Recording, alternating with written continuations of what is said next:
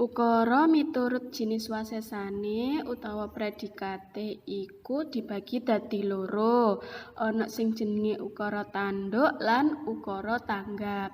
Ukara tanduk iku ing basa Indonesia padha karo kalimat aktif, artine jejere utawa subjeke nindakake pakaryan.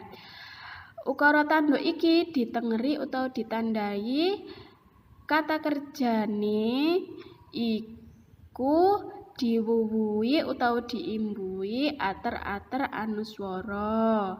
Contone utawa tuladhane, adikku ngombe es wawan ing lapangan. Nah, tembung ngombe iku asline utawa linggane iku kan ombe, oleh ater-ater ng lan sapanunggalane.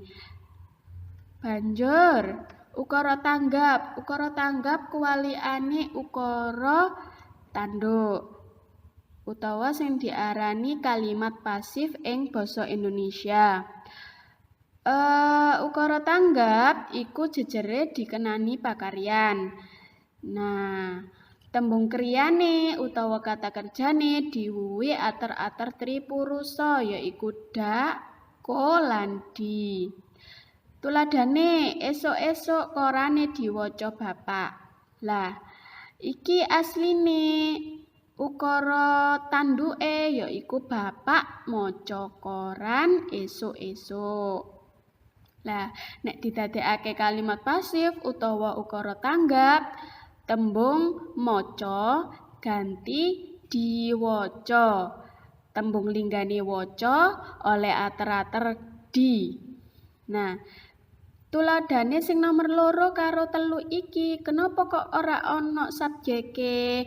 Merga dak lan ko iku wis mewakili subjeke utawa sing dikenani pakaryan.